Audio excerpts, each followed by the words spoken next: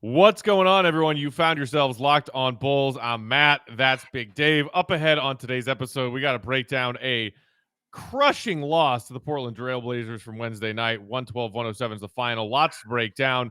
We're going to get through every nook and cranny of it. That's next on a fresh Locked on Bulls. Let's go.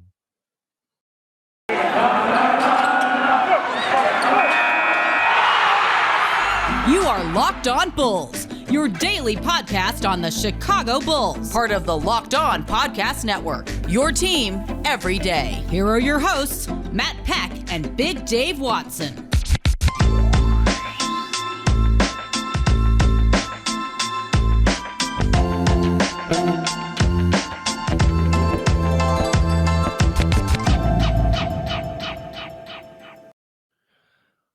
What's up and welcome into Locked on Bulls, part of the Locked on Podcast Network, your team every day. I'm Matt Peck. You can follow me on Twitter at Bulls_Peck. You can follow that guy waving at you, Big Dave, at Bow, BAWL Sports. You can follow us at Locked on Bulls. You can also hit us up on that text and voicemail line, 331-979-1369. We're going to do some voicemails for you guys tomorrow for your Friday episode, so be sure to come back and tune into that. Quick word to remind you all that today's episode is brought to you in part by McDonald's. Proudly serving communities since 1965. McDonald's has always been more than just a place to get tasty, affordable food. It's an unofficial community center. Big thank you to our friends at McDonald's for always being there. Ba-da-ba-ba-ba. I'm loving it. Yeah. All right. Big Dave, tough game last night. Real quick, though. I'm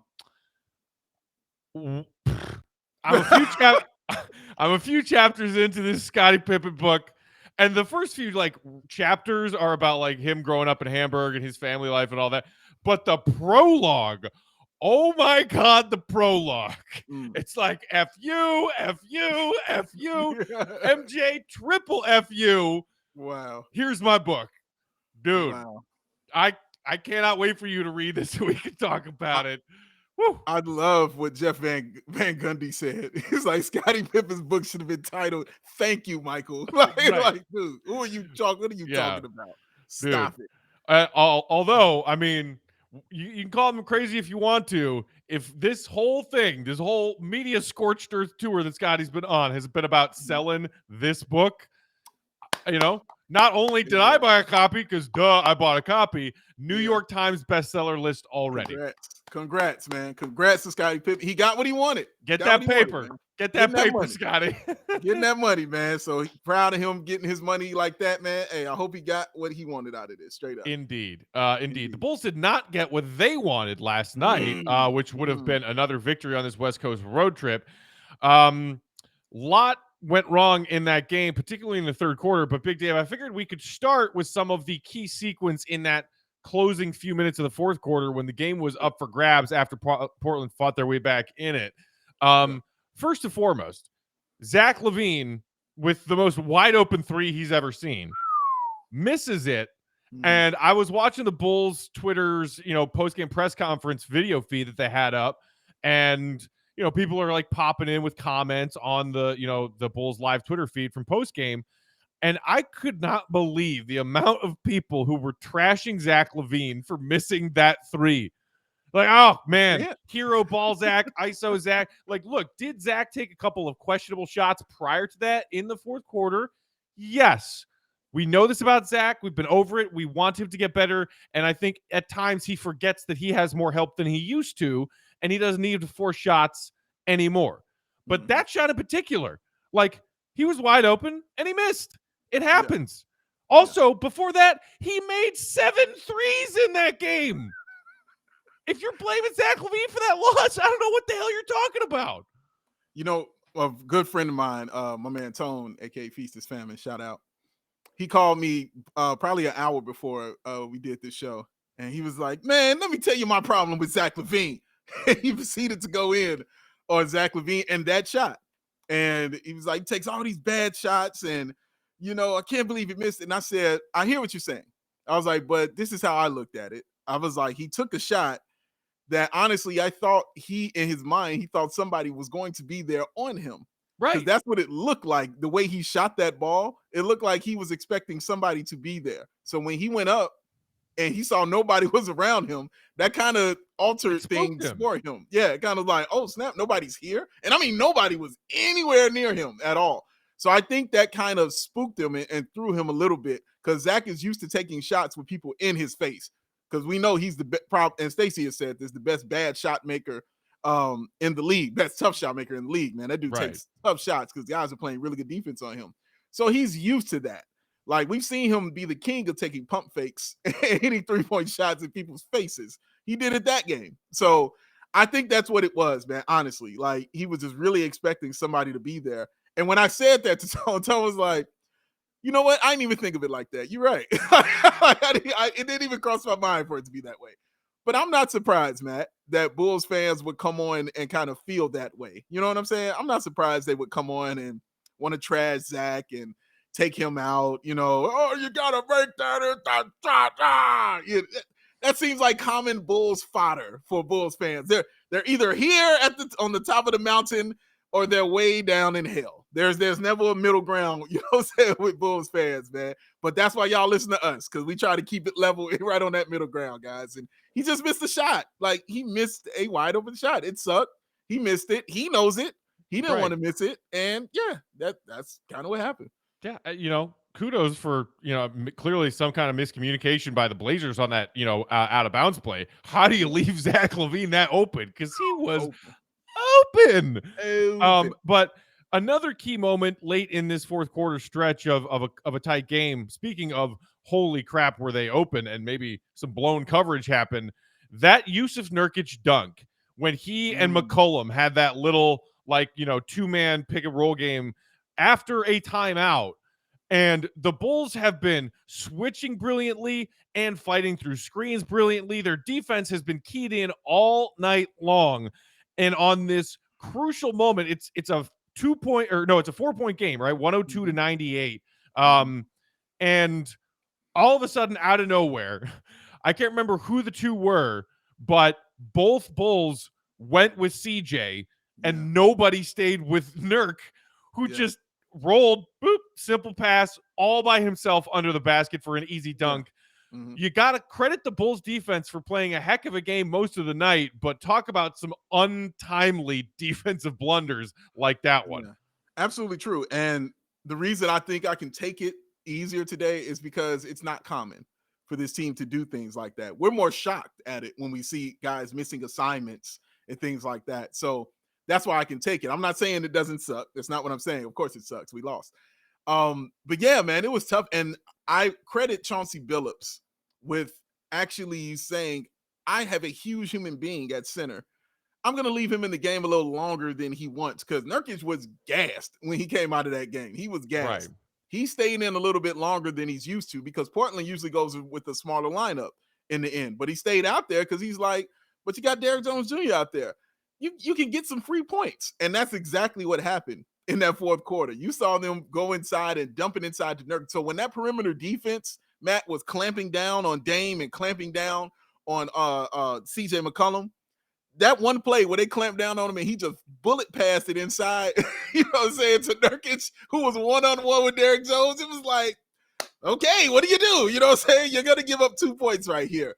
I credit Chauncey Billups with recognizing that and kind of staying with that, even though Nurkic was super gassed. But he got him an extra 6 points just being big and being out there, man. But yeah, it's not common. It sucked, but it's not a common theme for this Bulls team, thankfully. It is not. Okay, so a few more moments from late in this game we want to get to, because despite that Nurkic dunk that put the Blazers up by 6, the Bulls, to their credit, scraped and clawed and actually took a 1-point lead in between that moment and the end of the game. So we'll get to that, as well as some of our other thoughts from earlier in the game in just a minute. But first, Big Dave, we got Thursday Night Football on deck. We've got an awesome TNT doubleheader amongst a bunch of other NBA action. If our listeners out there want to maybe earn a little scratch for the weekend by betting on some games, you know where to go. You know what to do. You go to Bet Online, where they are back and they are better than ever with the brand new web interface at the start of this basketball season. More props, more odds, and more lines than ever before. All right? Bet Online remains your number one spot for all basketball and football action this season. So head to their new updated desktop or mobile website and sign up today and receive your 50% welcome bonus on your first deposit. First one, 50% bonus. That's amazing. How do you get it? You put in this promo code locked on. You put in the promo code locked on and you will receive your 50% welcome bonus. Basketball, football, baseball, hockey, boxing, UFC, tennis, golf, handball, whatever sports they're playing on the Ocho. All of them count. Take advantage, man. Take advantage of all the amazing offers that are available for the 2021 season. BetOnline is the fastest and easiest way to bet all your favorite sports. BetOnline, where the game starts. Sports. Dodge, duck, dip, dive, and dodge. Bet online. All right, so moving along. Bulls are down 6. At this point in the fourth quarter, I think we've started to see DeMar run out of gas a little bit. You know, DeMar was doing his thing throughout the majority of this game, but fourth quarter rolls around. Mind you, this is the Bulls' third game in 4 nights, and DeMar's coming off back-to-back games where he put up almost 40. Yeah. And he starts missing his mid-range looks that are good looks that he usually makes. And you start to think, uh-oh. So you also got Zach maybe forcing things a little bit. And then out of nowhere, Lonzo Ball is like, I got this. Next few possessions, I got this. And makes consecutive driving layups to bring the Bulls back to within, 2? And I was sitting there thinking like, man, Lonzo Ball, not known for his strength or his efficiency finishing at the rim. But those were 2 big buckets from Lonzo late in that game, Dave. Big, huge buckets, man. It was one of the knocks that people have on Lonzo. And I've said and you said about Lonzo is he does not look for a shot when he goes into the paint. And I talked about it when they got him in the offseason, how when he goes he doesn't really have a move when he gets to the bucket. He always gets it stripped or he gets it blocked because he doesn't really have a move because he's not looking to score. He's more so looking to pass. Well, this time it was different because when he's got a running start and he's coming from end to end and it's not in the half court, Lonzo Ball's going to the bucket with some tremendous force. And we saw that this one, man. And I liked it, Matt, because it was the recognition of when to do it. And that's what got me more than anything. Like, I'm so impressed by his IQ every time I watch him. And that's why I love what Billy Donovan talked about him after that Lakers game. It was like, I trust him because his basketball IQ is extremely, extremely high. And he's really, really smart. And you saw it in those 2 plays because they were timely and they were definitely needed because they needed somebody else to score. So for him to recognize, again, Vooch isn't there. I need a third scorer. Somebody has to take these reins. Let me be the one to do it. They're not going to be able to stop me because of my speed and my size if I'm running up and down the floor.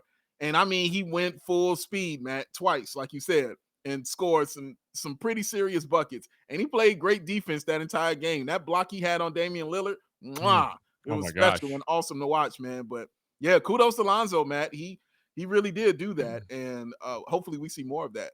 So after that, Dame comes down, scores a bucket on the other end.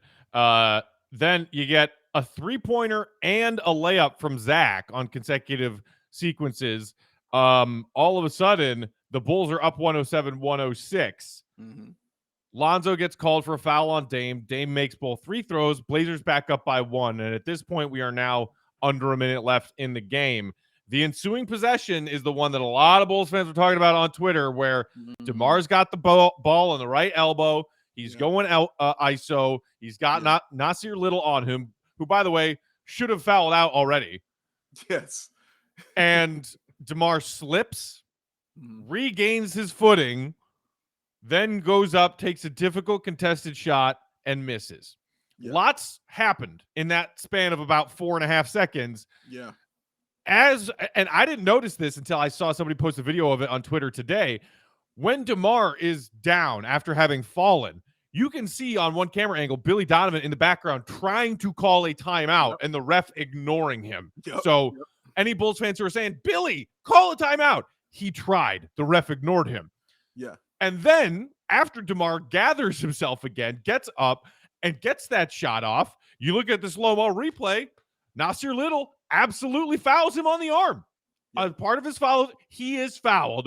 It doesn't get called, and we know the rest of the story from there. The Bulls have one more chance, and that was Zach missing the three. Yeah. It's funny that as we are doing this just now, Dave, I got this tweet from Casey Johnson across my Twitter alerts. Last 2-minute report says Nasir Little should have been called for a foul on DeRozan with 15 seconds left. And here's the kicker. Tony Bradley should have been called for an offensive foul with 12 seconds left. So there's the NBA officials last 2 minutes for you being like, yeah, that happened, but also this, so don't blame us. Look, all that to say, I saw a lot of whining from Bulls fans on Twitter last night being the refs. Even Zach LaVine after the game was like, I don't want to talk about free throws. I don't want to talk about the tech I got. I'm frustrated. Right. That's not when the Bulls lost the game. The Bulls didn't lose this game because of the officiating. And if you blame them for that, then you're not paying attention because, well, there's a because. But first, I want to hear what you have to think about that whole sequence of that DeMar possession went horribly wrong. Well, first of all, the person who pointed that out was Stephen No. So shout out to Stephen No. Shout out for Steph. Pointing that out, man. He's the one who pointed out Billy Donovan on the sideline calling that timeout. He put the arrow on Billy Donovan calling that timeout. So shout out to him for that. That was the biggest one to me because I saw that during the game. I saw that happen during the game, like him calling that timeout. And I think it was Scott Foster who was just standing there next to him, like, yeah, like, nah, not gonna do it. Yeah, and Matt, what was funny, like I saw on the Trailblazers Twitter page, they put up a video of that, crediting Nas for playing that kind of defense. And I'm like, first of all, thanks for doing that because you slowed it down for me to show me that he really did foul this dude. You know what I'm saying? Like, and DeMar DeRozan is not a guy who is going to take that bad of a shot. You know what I'm saying? I've only seen him do that once, like just miss everything, and that was the Knicks game. That's the only time I've seen him just miss everything. You know what I'm saying? Yeah. It's the only time. So when you fall down and he got back up and he went up for that shot, I said foul. And for real, I just stopped looking at the game for a second and I put my head down because I just knew the foul was called. You know what I mean? I'm waiting for everybody to get situated, get to the free throw line. I look back up and I'm like, wait, they still playing? Wait, what? What did it go? Wait, what? I was very confused. I had to rewind it on my TVR. I was like, wait, what? Did it call a foul? Wow. So yeah, that was a huge play. That was a very big play. But I agree with you, Matt, as far as the whining about the officiating. They're right. The officiating was horrifically bad. It was bad. It was terrible. The Bulls also got some bad calls in their favor in that game. Correct. They absolutely did, which is why they told you about the Tony Bradley one, because they were like, yeah, we messed that one up. But look, we did it. Come on, guys. Come on. So, but they were bad all the way around, which isn't to say that that's the reason that the Bulls lost. It didn't help or anything like that, but no, the loss is kind of on. I'm sure you're going to touch on it, so I don't even want to say it. But I'm sure, yeah, the loss is on something else that I'm sure my friend Matt Peck is going to go ahead and touch on right now. Yeah, but yeah, to your point about the Blazers posting that video on Twitter, be like, "Hey, great job!" It's like it's like those idiots who are like, "Hey, all over the social media world, here's footage of me and my friends storming the Capitol. We got away with it." This is our address. Right. Weeks later, wait, what do you mean there are criminal files charged against me? So I'm speaking of things that are criminal, Dave. 10 turnovers in a single quarter. Exactly. That's where the Bulls lost this game. Exactly where 10 turnovers. Yeah. One more than the times Ferris Bueller was absent. 10 turnovers. You can't do that. And look, no, like, and I think I can't remember who was asked about after the game. Billy or one of the players was like, did Portland show you anything different defensively? And they were like, yeah, no, not really. And I was like, good, because as I watched the game, I was like, I don't think, like, maybe they upped the intensity a little bit, but they didn't change anything schematically defensively. No, the Bulls just stopped executing their offense. Like mindless passes to nowhere and nobody that were unforced errors. like a bad travel, a bad step out of bounds, like all these turnovers that you're like, where are these coming from? Yeah. Because the Bulls were one of the best teams in the league coming into that game last night when it came to protecting the basketball. It's one of the biggest things that AK and Eversley tried to correct when they completely overhauled this roster, because they were one of the worst turnover-prone teams in the league last season. Mm-hmm. They're averaging 13.5 turnovers per game, and they commit 10 in a single quarter. Yeah. I'm sorry. If you do that, you have no business blaming the refs for your fate in that game. I agree. And again, why I can sit here and smile is because I know this isn't common. This isn't what the Bulls do. Right. Yeah. And I know that's what they do, but they did it. We saw it and we watched it. Mark K actually broke it down, everybody who actually made each turnover. Oh, yeah, I saw that. Yeah. So shout out to him for that great breakdown right there. But yeah, and they were bad. Like, they were just bad passing. It was very confusing. You know what I mean? Like, wow, I'm not used to seeing the Bulls kind of play like this, you know, just kind of all over the place and just tossing the ball around. And yeah, just in that third quarter, it just seemed to kind of slip away for them, you know, because of that reasoning. And what's wild is they still had a shot to win this game. Even after all that said and done, they still had a shot to win this game. But yeah, man, I don't know what to attribute it to. Maybe the Bulls just ran out of gas because of this ridiculously long West Coast trip or something like that. Maybe the personnel on the floor just wasn't meshing together. Because you know, I equate everything to Vooch when I sit and look at certain things, man. I really do. Vooch would have helped there. Vooch would have helped that. Vooch would have helped that. And even watching that third quarter, I'm like, certain ball movements and certain plays wouldn't even occurred if you just giving it to Vooch, because he's like, okay, I'll take it. You know, give me the ball, I'll put it in the bucket, or give me the ball, we can run it through me and things like that. So I kind of equate everything to Vooch, and I also equated to maybe some of those Bulls players maybe playing 4 instead of playing 5 because of Tony Bradley's hands and him not being able to, you know, hold on to secure to the ball. So maybe there wasn't a trust going on with the Bulls that we've seen them have all season long. You know, there's a trust there when they pass the ball to their guys and everything like that. I think with Tony Bradley missing some of those passes, that takes away some of the trust that the Bulls had. Even that alley-oop he had, that he almost botched. I don't think that counts as an alley-oop. Like, he scored, but it just took a very lucky bounce. Yeah, it did. It took a very, very, very lucky bounce, and thankfully so. But honestly, some of that, I think that's what it is, man. And I mean, it's something we just got to deal with until Vooch gets back. And that's why I think that's another reason why I'm like, yeah, Vooch is coming back. It's okay. And again, Tony Bradley, real quick, y'all got to stop getting on Tony Bradley so hard.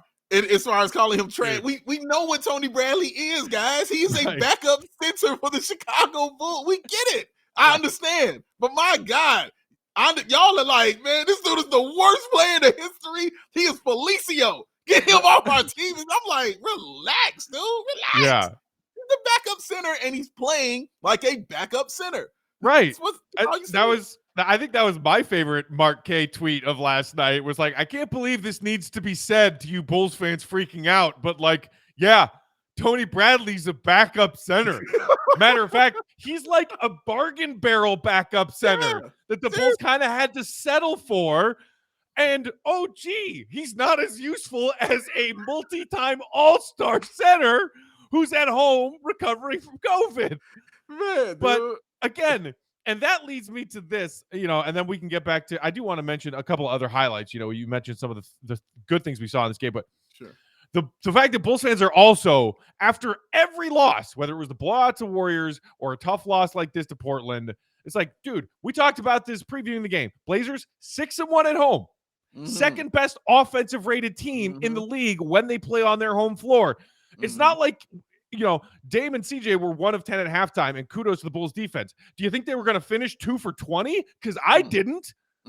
You got to give the Blazers the respect of a team that's going to go out there and push you, and you got to respond to it. They didn't. But the stuff about Bulls fans being like, oh my God, Tony Bradley sucks. Vooch, like, he's not even that great. When he comes back, let's go get DeMarcus Cousins. And I'm like, what the fuck are you people talking about? DeMarcus Cousins, who played all of like 25 games combined for the Clippers and Rockets last year and looked horrible doing it. Yeah. The guy who's been sitting on his couch, who did not participate in anybody's training camp this summer. No. That guy is going to come in and fix everything as opposed to just waiting for Vooch to come back. Wait, dude. Like, what is wrong with you people? And please remember, when Vooch was here, they still were like, get him out of here. Right. He's trash. Get him out of here. And then Tony Bradley, get him out of here. It's not how it works, guys. Like, you know what I'm saying? You got an all-star center. He's not here. You got a backup center that you're dealing with, that you actually was part of you winning 2 huge games on this road trip. And you still got 1 more game to go against the Denver Nuggets, against the MVP, who just so happens to be a center. So you're going to need a big man. You can't just keep putting Derrick Jones Jr. out there. The man had 4 fouls in the first half. There's a reason for that. And then a very quick fifth in the third quarter. Quick fifth. I mean, quick, fast, and a hurry fifth, Matt. My goodness. There is a reason that took place, man, because Tony Bradley has to be out there to compete with these huge human beings. You have to play your huge human beings. Remember I said, Matt, that this felt like a trap game, and it just seemed that way. It just really felt like a trap game to me. This is kind of what I meant. As Matt said, like, this team, was 6-1 at home coming into this. And they came in with a full roster. Like, Damian Lillard hadn't played in a few games because of the injury and everything, right? They played with an actual full roster tonight. Bulls ain't playing with a full roster yet, guys. That does not. They don't have a full roster out there. You ain't got your Vooch, and you ain't got Patrick Williams. There's a Park District orange team kid out there disguised as Kobe White. Like, yeah. My God, Kobe White. Please stop sending me tweets about trading Kobe White. It's 2 games. They're like, I've seen enough. He ain't got it. This is the worst. This game. The man ain't played basketball all summer. He ain't played basketball. He's been hurt, rehabbing a shoulder. You need your shoulders to shoot. You need your shoulders to play basketball. He went rehabbing. Give the man some time. My goodness. They were like, man, he can't be passing up shots like that. He hasn't played. Relax. Let him get reacclimated. Let him get reacquainted. We talked about this on this show, how it was going to take some time for him to get back to being Kobe White. I said, because when I thought he'd be back in December, I was like, oh, we won't see Kobe White be Kobe White till like January. Yeah. Well, now he's here in November. Mid-December, you might see Kobe White looking like Kobe White. You know what I'm saying? Hopefully it happens earlier, but I'm just being for real with you. Like, it's going to take time for that guy. And, Matt, he's also coming in a new role, in a new system, doing something brand new with new teammates, new players, new responsibilities. He hasn't had any of this yet. There's no training camp for Kobe White. There was no preseason for Kobe White. He's getting all of that now. Right. So it takes a second for him to figure it out. I'm giving kudos to Kobe White for not looking lost out there on the floor, for not forcing up shots, for actually playing defense and doing things like that. I'm giving him love for doing the small stuff. The shots will come, guys. Stop trying to trade a dude after 2 games. My God. I don't know about you, Dave, but I think a large part of me forgot how reactionary this fan base can be when the Bulls are in it, when the Bulls are relevant, when the Bulls, when we turn on our TVs and expect to see them win. Yeah, it's so reactionary. A 10-game shooting slump from Vooch, and it's like, get rid of him. Giant mistake of a trade. God, I miss Wendell Carter Jr. Kobe White, not even. 2, like you said, 2 games. His first 2 games back when he's on a minutes restriction, still getting his legs under him, trying to figure out where he fits in this brand new team. He's looking around. He's like, I don't recognize any of these guys except Zach. Who the hell are these guys? 2 games. And Bulls fans like, no, I'm just, I don't see it with Kobe. He ain't it. And look, I'm not saying I am convinced that Kobe will be a part of this long term. He may not be. And that may end up being for the best case scenario. We'll see. But demanding that the Bulls start talking about trading to get a center or a power forward and using Kobe as bait now because you decided through 2 games that he's no good anymore is ludicrous. It's like Bulls fans went from being a family of 8 that were all living in like a rusted out Daewoo to a family that won the lottery and are like, oh, my Mercedes is dirty. I'll just go buy a new one. Like, again, what is wrong with you people? That man said a rusted out Daewoo. Damn. Yeah, man. Like, yeah, times was hard. All right. So now this is new money. And Bull says, like, we don't know how to act with new money right now. But what you do with new money is the same thing you did with old money. You save it and you spend it when necessary. It's the same maneuvers, guys. I know it's brand new, but chill, man. Let Kobe get acclimated. Let Tony I'm telling you, Tony Bradley is going to be important to this team as the season goes on. It's going to be important. On those moments when Vooch gets those 3 fouls early and you still got a center to deal with, you're going to have to bring in Tony Bradley. And listen, when you saw Tony Bradley being at his best, Matt, was when he was coming off the bench and he was annoying guys. And people were like, man, Tony Bradley, look at him, man. Using those arms and blocking shots and doing stuff. That's solid. As soon as he got into the starting lineup, you were like, wait a minute. He's not right. What's going on? Yeah, because he's not a starting center. Yes, exactly right. He's good in spurts and good in minutes off the bench. He is going to be vitally important to this team, guys. Stick with him. Just let him go through this. This is going to help him. This is why I love Billy Donovan too, Matt. You don't hear him talking bad about Tony Bradley. You don't see him just picking Tony Bradley for no bad reason. Like, you missed a shot, get out the game. You know what I'm saying? No, he's like, no, the matchup ain't working. Now I'm gonna go with this. It's basketball reasons. You know what I'm saying? It's not just like, oh man, turnover, get out. You know what I'm saying? It's nothing like that. He understands this is a long, long, long season, man, and you're going to need all the help you can get. Truly. And the other thing about Tony, he's clearly been playing better in the second half compared to the first half since he came to be. And it's like, maybe it's because he's tricked himself into thinking at the beginning of the second half, it's like, oh, the game's already started. I'm coming off the bench. I'm still playing my same role as a bench guy. It's when like he's on the floor when that ball goes up for the opening tip where he's like, where am I? What do I do? The second half comes around. He's like, oh, the game's already started. I'm still a bench player. Here we go. All right. I know how to play basketball.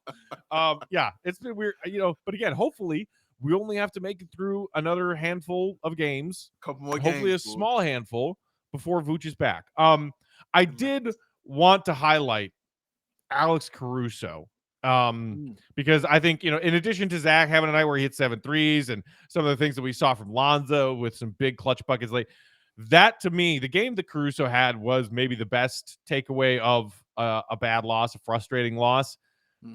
Every game I watched that guy, I can't believe the Lakers let him go. And I am so happy they did. I mean, he had a 1 assist shy triple-double last night. And like, I think a combined 4 blocks and steals. And it seems like he's always in the right place at the right time. Other than the fact that he was, I think, 1 of 4, 1 of 5 from downtown last night. You hope he makes at least a couple of them. You cannot pick at anything that Alex Caruso did in that game. He is so valuable to this team.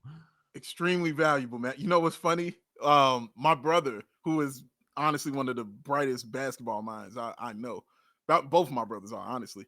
My brother was like, dude, Alex Caruso cannot play 38 minutes. He should not be on the floor playing 38 minutes. And I said, bro, Vooch is not there. He's like, that's the reason Alex Caruso has to play that. And I want Caruso in there. You know what I'm saying? For that long. If I don't have Vooch in there, Caruso, you go get the 6'5" dude who's irritating, who can actually get hot from the 3-point line and bring the ball up and do all the little things. You saw the stuff he was doing in the first quarter, Matt, when he got like back-to-back offensive rebounds. Stole them. Just stole them from guys and got. And one of them, he had that no-look baseline pass to DeMar for the up and under. Oh, my God. That was so, when DeMar, he did the reverse thing. Yes, it was beautiful, man. No, he's got to play. I understand the energy and the spark that he brings off the bench. And you'll see that again when Vooch returns. Again, everything comes back to Vooch, guys. Everything comes back to Vooch. But I agree with you, Matt, though, man. He has been awesome.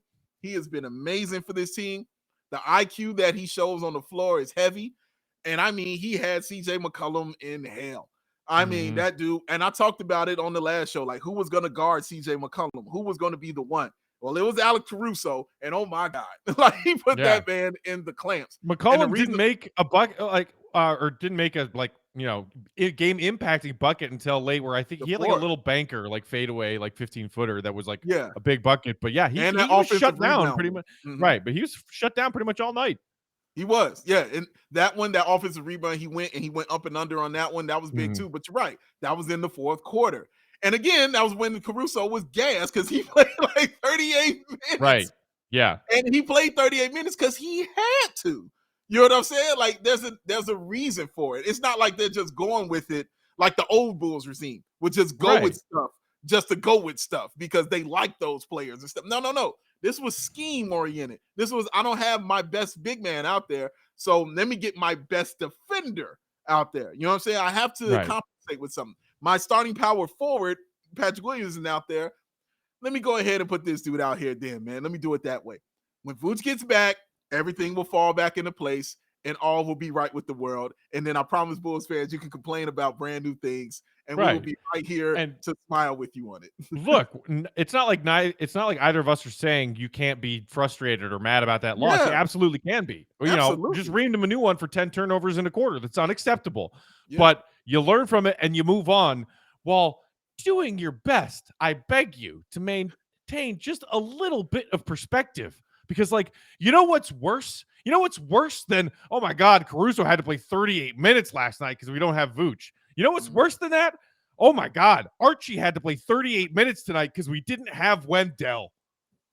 At forward. Guys, please, never forget just a little bit of perspective when you're just like lighting Twitter on fire with we got to trade this guy. This guy sucks. What a terrible loss. The world is ending. Bad loss. Guys, worst. We're about to come home from a 5-game West Coast road trip. Gauntlet of an opening to the Bulls schedule. And at worst, we're coming home 10-6. 10-6. Who had that? Anybody? Raise your hands. Who had that? Who had that? Who had it? No, nobody had it. Nobody had it, man. Who had them beating the Lakers? Who had them beating the Clippers back to back? Who had that? Nobody had that, man. Listen, they were 6-3, Matt, coming into that game, but in their last 9 games. And like you said, through the gauntlet that they've been going through, they were 6-3. Did you hear what I said? I didn't say 3-6. I said 6-3 in those games, guys. This is a good thing. This is good. Every game's not going to be pretty. You're going to have bad games. And when they have bad games, you're going to do what Matt and I did, and you're going to ream them a new one for the mistakes that they made out there. Right. But you have to do it with perspective. It can't be burn everything down because they had a bad game. No, it was, dude, you had a bad game. We know that ain't y'all. We know y'all better than this. Let's do it better the next game against the Nuggets, all right? Now let's go in. Boom, let's do it. But my God, don't stop burning the house down. Put the matches down. All right. No, this is a nice little house that AK and Eversley have built. Let's treat it with respect, shall we? Yes. We get the conclusion to the West Coast road trip Friday night in Denver against Jokic, the reigning MVP, and the Nuggets. Another big test. If they can win that one, come home 3-2 on this road trip, man.